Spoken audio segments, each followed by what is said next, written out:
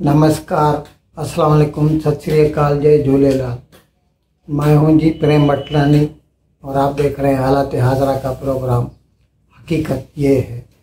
इब्तदा में आपसे दरख्वास्त है, चैनल ज़रूर सब्सक्राइब करें। नाजरीन, 5-6 माह केवल हमने आपको ये ख़बर दी थी, एक मरतबा नहीं 2-3 मरतबा, कि ये जो रूस और यूक्रेन की जंग हो रही है, इसमें पाकिस्तान यूक्रेन को गोला बारूद बरामद कर रहा है।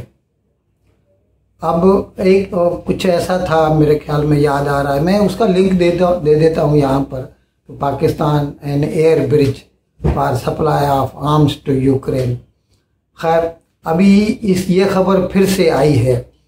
अभी पता चला है कि पाकिस्तान की एक कंपनी है, उसका नाम है केस्ट्रॉल ट्रेडिंग, उसकी एक सब्सिडायरी है, जेली कंपनी है। पाकिस्तान ने एक उसकी जेली कंपनी बनाई है, सब्सिडायरी, जिसका ऑफिस है वारसा में, पोलैंड में खोला है, और उसका नाम है बालफरटेन इन्वेस्टमेंट्स।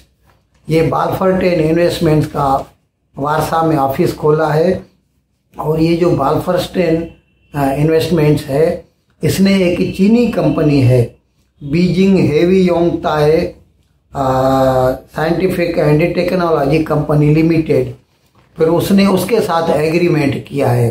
ये पाकिस्तानी कंपनी जो कि जिसका हेडक्वार्टर वारसा में है, उसने एग्रीमेंट किया है चीनी कंपनी से, और चीन से यूएवी अनमैन्ड आर्म्ड व्हीकल, यानी जो भी ड्रोन वगैरह होते हैं, इस तरह की जो चीज़ें होती हैं, वो वहाँ से सप्लाई करते हैं। चीन का माल भी बेच रहा है पाकिस्तान, अपना भी गोला बारूद रॉकेट पाकिस्तान से जो है पोलैंड जाते हैं, और फिर पोलैंड से, पोलैंड का एक शहर है,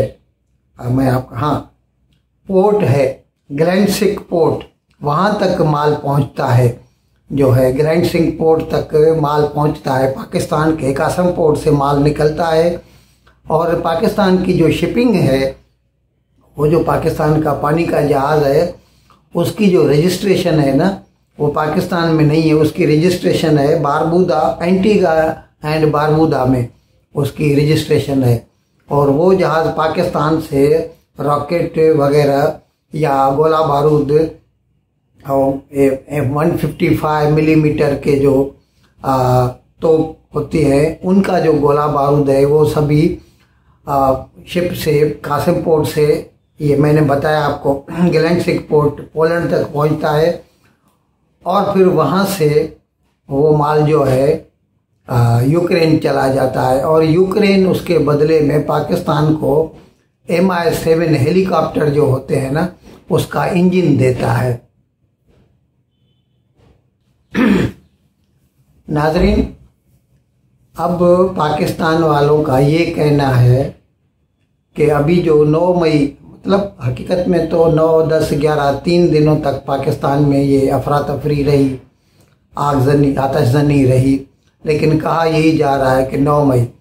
तो पाकिस्तान वाले ये कह रहे हैं, अभी उनका ये बयानिया है कि ये जो 9 मई है, वो पाकिस्तान का 9/11 है, यानी 2001 के 11 सितंबर को जो वर्ल्ड ट्रेड सेंटर पर अलकायदा वालों ने हमला किया था, और जिसके नतीजे में 3,500 से ज़्यादा लोग हलाक हो गए थे, और बहुत सारी इमलाक का नुकसान हुआ था।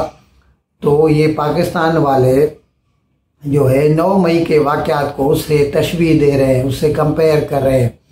इसी तरह हिंदुस्तान ने भी जब 2008 में 26 नवंबर को, 26/11 को पाकिस्तान के लश्कर तैयबा वालों ने, 10 लोगों ने हमला किया था बम्बई पे, और 3 दिन तक बम्बई में मौत का बाजार गर्म रखा, तकरीबन 350 लोग हलाक हो गए, और बहुत सारा मिल्कियत का भी नुकसान हुआ था।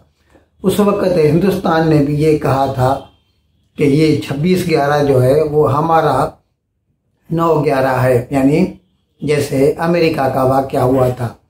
अब हम इसको सच्चाई की कसौटी पर परखते हैं। आप देखिए जनाब, जो अमेरिका न्यूयॉर्क वाला जो वाक़या है 9/11 का, उसमें जो मुखालफत थी, दुश्मनी थी, उसकी वजह मज़हब था। वो मुसलमान थे, हमला करने वाले सऊदी अरेबिया से ताल्लुक़ रखते थे।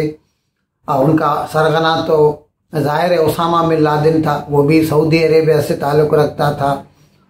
और वो लोग क्रिश्चियन लोगों को सबक सिखाना चाहते थे, उनको जो है नुकसान पहुंचाना चाहते थे, उनको मतलब मारना चाहते थे। अच्छा, अब फिर हिंदुस्तान की बात करें। हिंदुस्तान में जो 26/11/2008 को वाक़या हुआ और जिसमें लश्कर तैयबा वालों ने हिंदुस्तान पे हमला किया, तो वो भी मज़हब की बुनियाद पे था। वो लश्कर तैयबा एक मुस्लिम तंजीम थी, दहशतगर्द तंजीम थी, और उसने भी हिंदुओं को मारने की नीयत से और हिंदुस्तान को और हिंदुओं को नुकसान पहुंचाने की नीयत से बम्बई पर हमला किया था।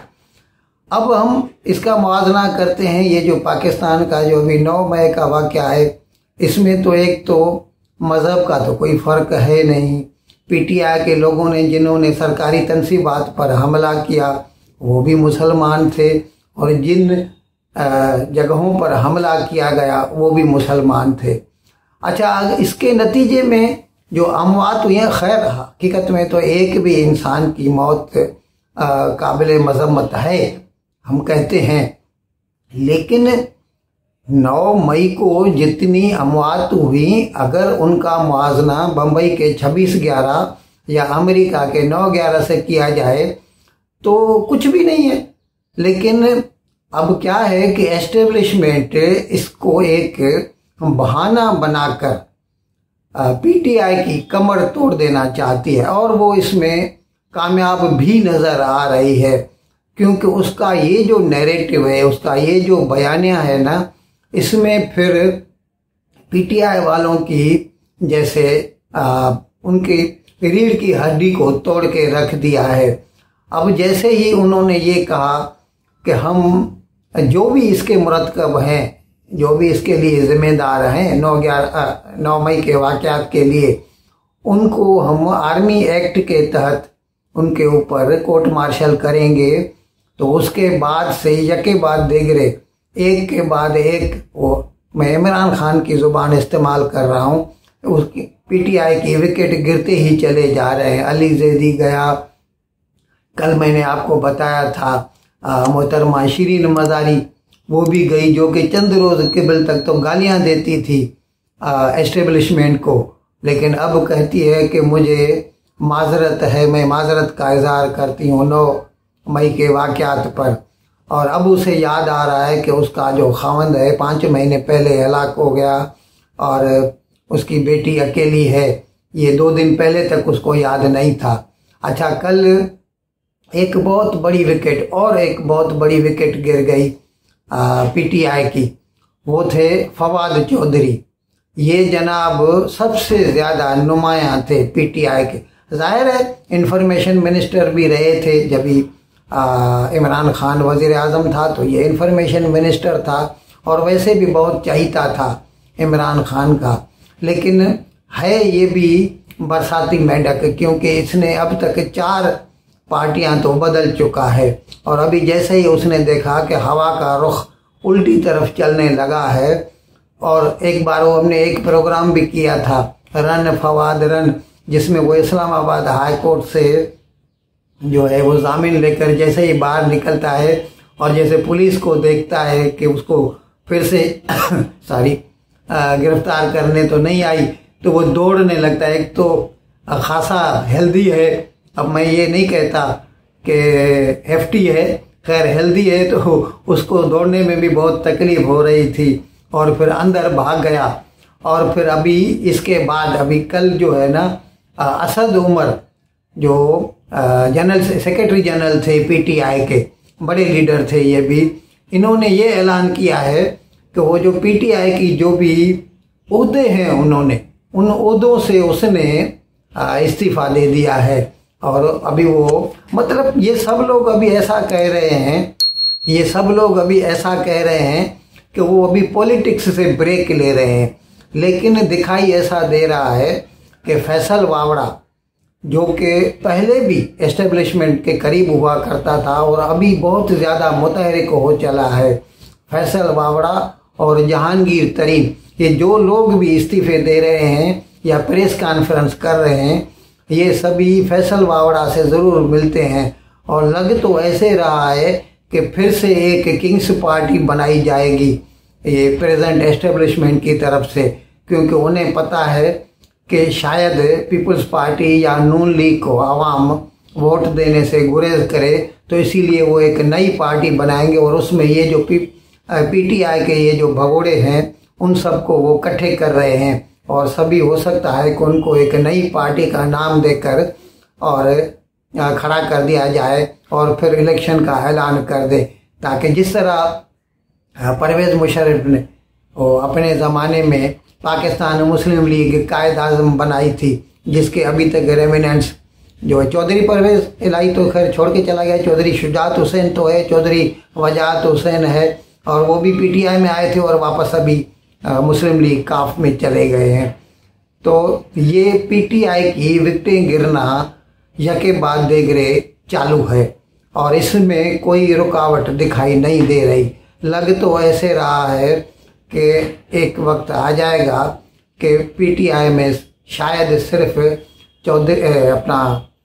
इमरान खान होंगे और उनकी बेगम बुशरा बीबी होंगी। नाजरीन, एक दुख की बात है, इमरान खान का एक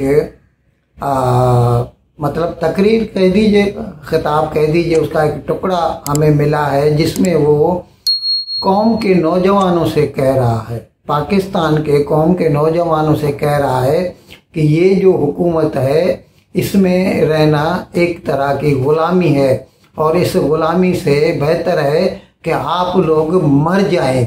तो उससे बेहतर मौत है, मर जाओ। मैं आपको यकीन दिलाता हूं कि गुलामी से बेहतर मौत है, क्योंकि गुलाम की कोई जिंदगी नहीं है, जिल्लत है सिर्फ उसकी जिंदगी में। ये बात हमें बिल्कुल हजम नहीं हो रही। भाई, आप कौन होते हैं किसी को ये कहने वाले कि मर जाएं? पहले आप अपने आप को कहिए आप मर जाएं। अगर आपको लगता है कि ये जो जिंदगी है ये गुलामी की जिंदगी है, इससे मर जाना बेहतर है, तो पहले आप मर जाएं। अपने खानदान वालों को बोलें, अपने नज़दीकी वालों को बोलें। कौम के नौजवानों को दूसरों को मारने की आप तलकीन करने वाले कौन होते हैं? जो बेचारे अपने घर का थोड़ा बहुत कमा के घर का खर्चा चलाते होंगे, आप चाहते हैं कि वो भी मर जाएं ताकि वो लोग जो है भीख मांगने पर मजबूर हो जाएं? अजीब आदमी है यार आप। आपको अगर पीएमशिप नहीं मिली तो इसका मतलब भले पूरा पाकिस्तान बर्बाद हो जाए, लेकिन आपको सिर्फ वज़रात उज़्मा चाहिए, नहीं तो भले पाकिस्तान के जवान जो हैं वो मर जाएं। बड़े दुख की बात है। इन अल्फाज के साथ मैं आज का प्रोग्राम ख़त्म करने की आपसे इजाज़त चाहता हूँ, लेकिन विदाई लेने से पहले एक मरतबा फिर आपसे मेरी दरख्वास्त है कि जिस किसी साहब या साहबा ने अब तक हमारे इस चैनल को सब्सक्राइब नहीं किया, ज़रा करम इसको जल्द से जल्द सब्सक्राइब करें, प्रोग्राम को लाइक करें, शेयर करें और घंटी का बटन दबाना न भूलें। बहुत बहुत शुक्रिया। खुदा हाफिज़।